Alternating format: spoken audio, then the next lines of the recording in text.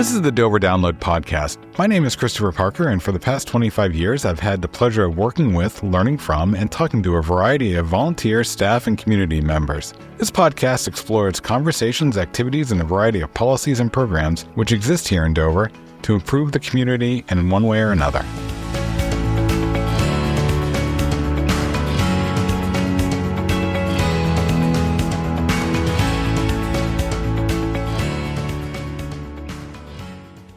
For most of 2025 and entering into 2026, the McConnell Center has had a squatter in its midst, and that squatter is being evicted. Today, said squatter is here to tell us their plans.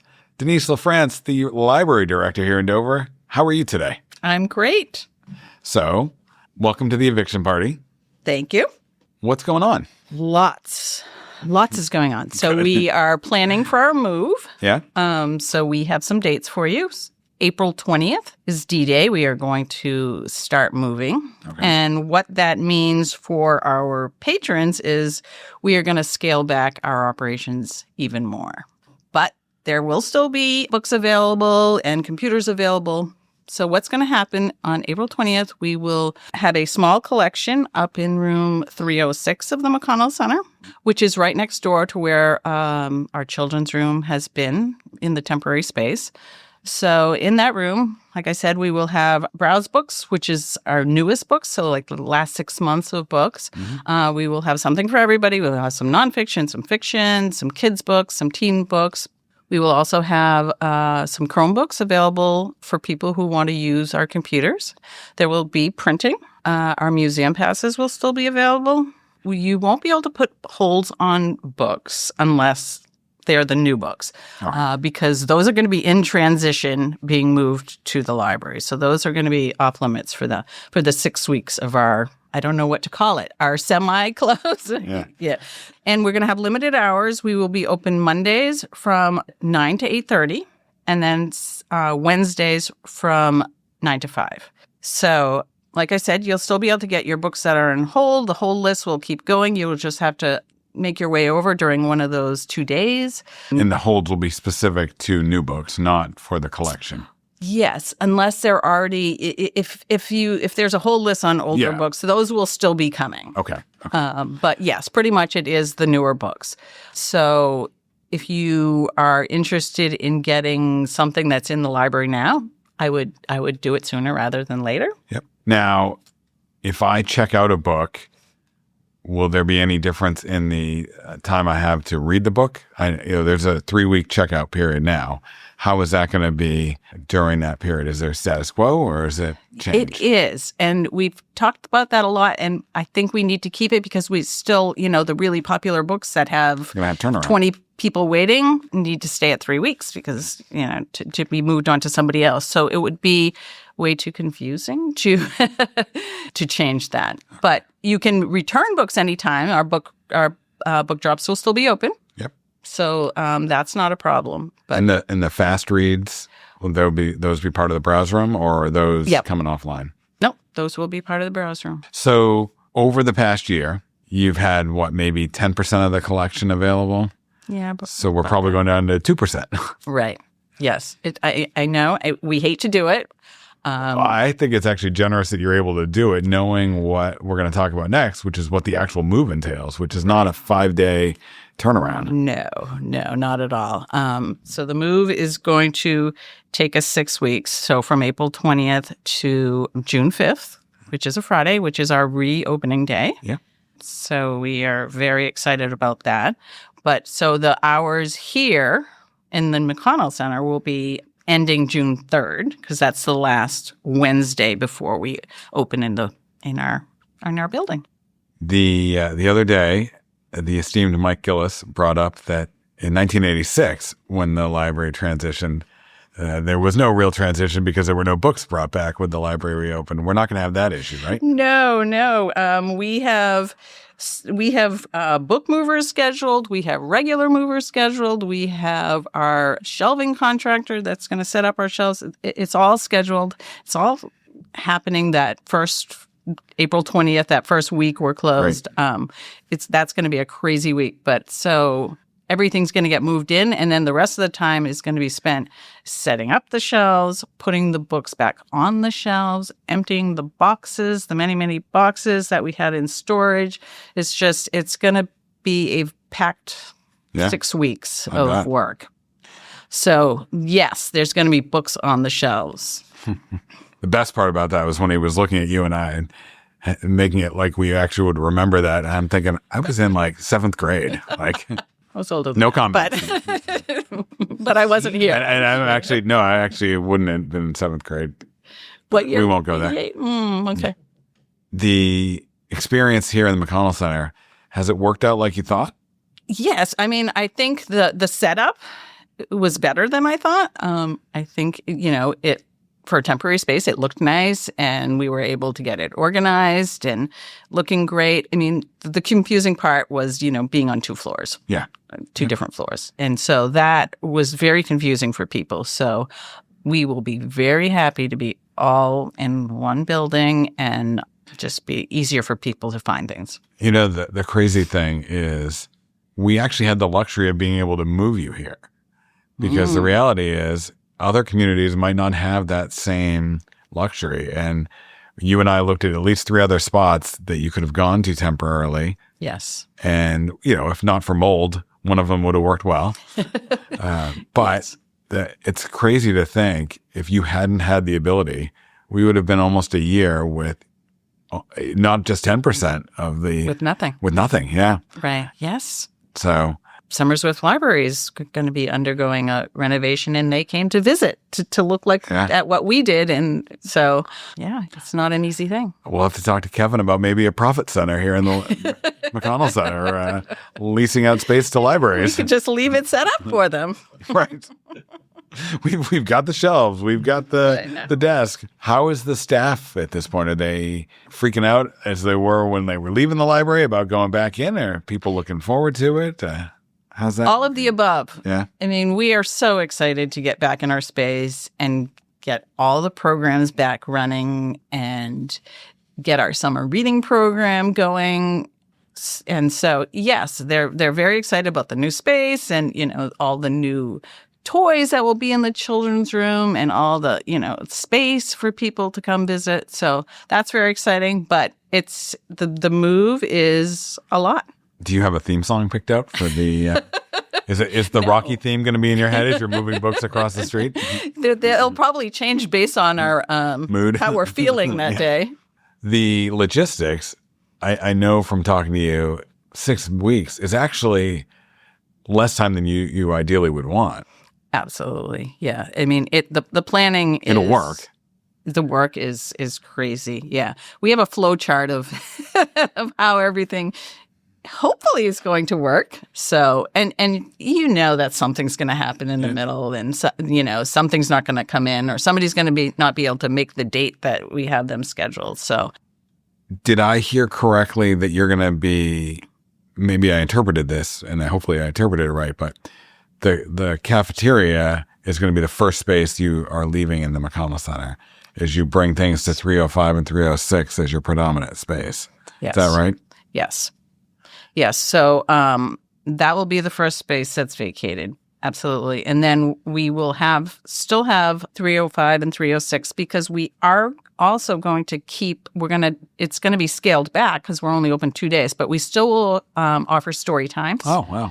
So, and that will be right next door in 305. We are keeping some of our book groups going. We are, some of the things that we're able to fit into that space or that we moved off site during our, temporary move. So, so some things we're trying to keep as much going as we can. Gotcha.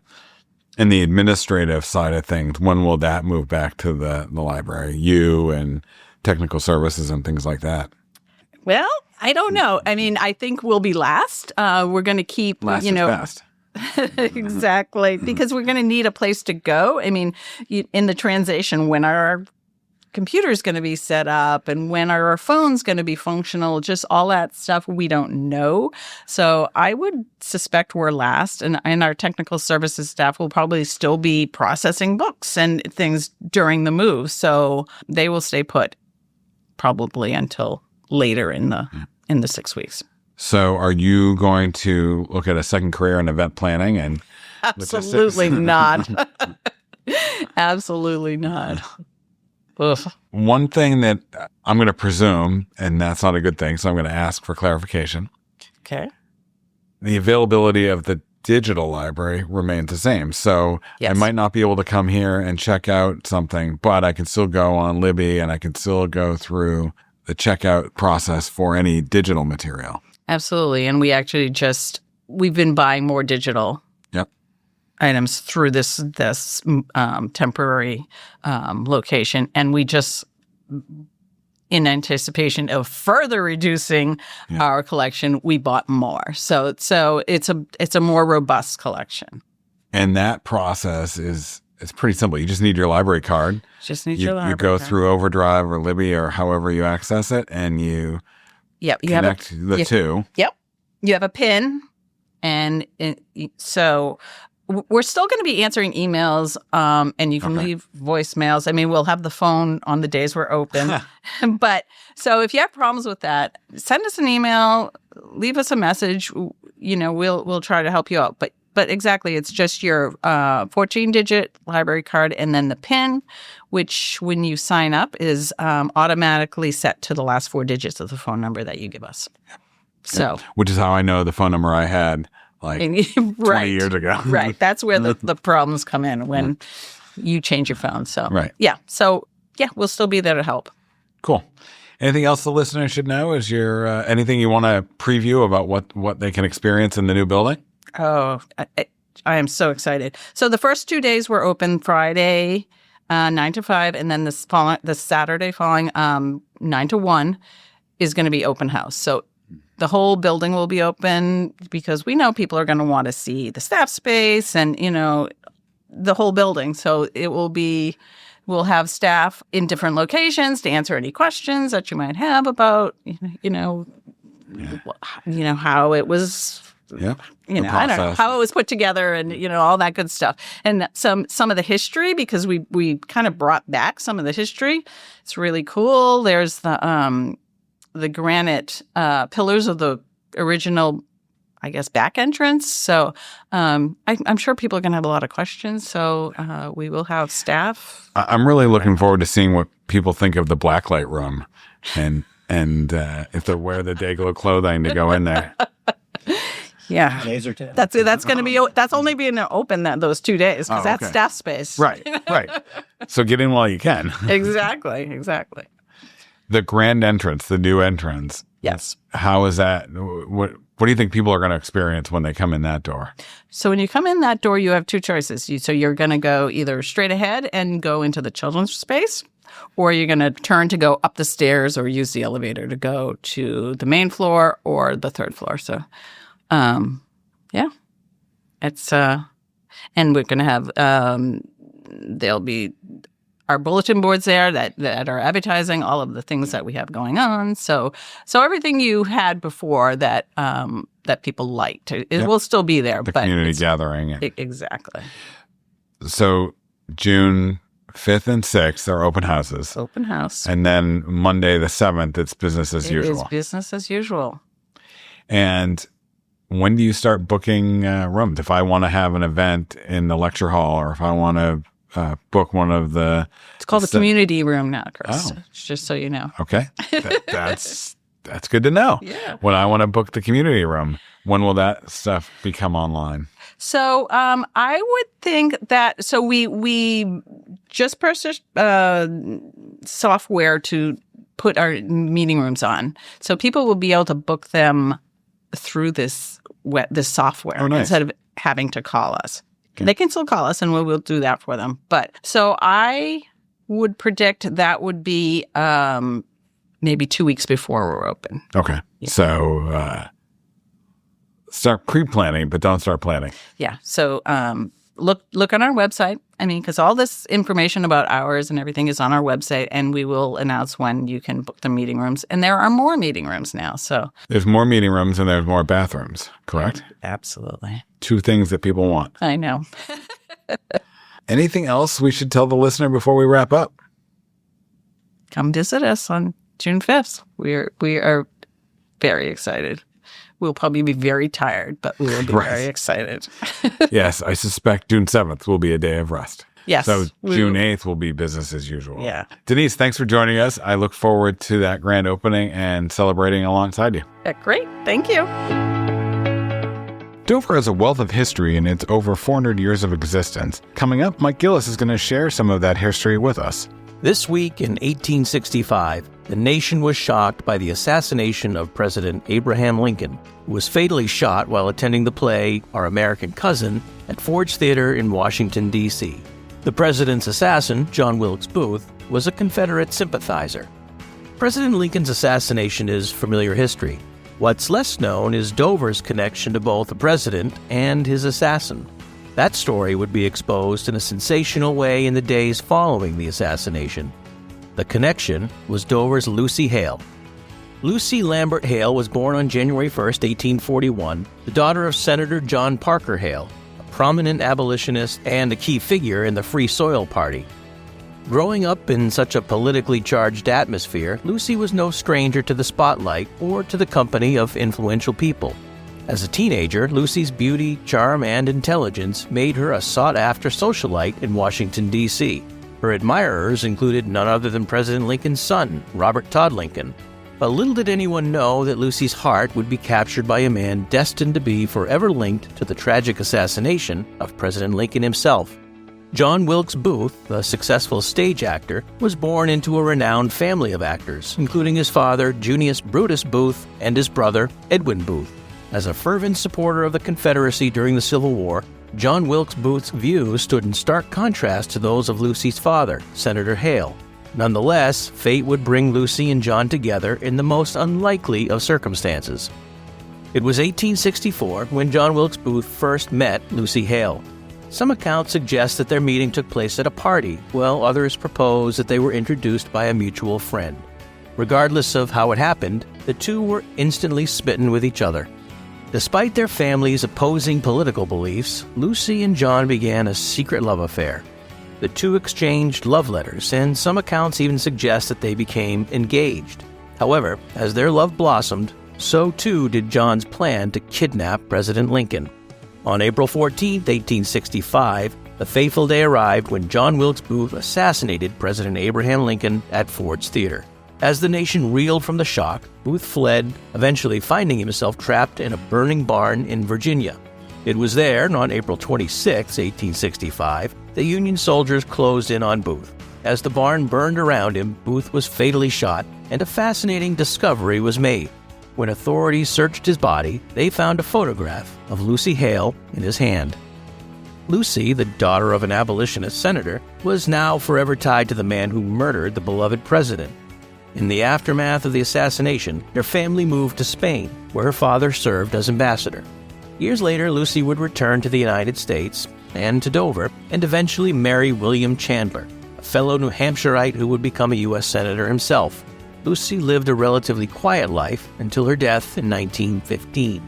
A tale of love and deception, politics and passion, it serves as a stark reminder that history is often far more complex and entwined than we might imagine. Thanks for listening to the Dover Download this week. If you like what you heard, subscribe through your favorite podcast aggregator. And if you have something you want to hear a topic on, let us know. Finally, this is just one of the many ways we share information about the city of Dover. You can subscribe to the Dover Download's email newsletter every week or other newsletters that we have by going to the City of Dover homepage, www.dover.nh.gov. Have a great week.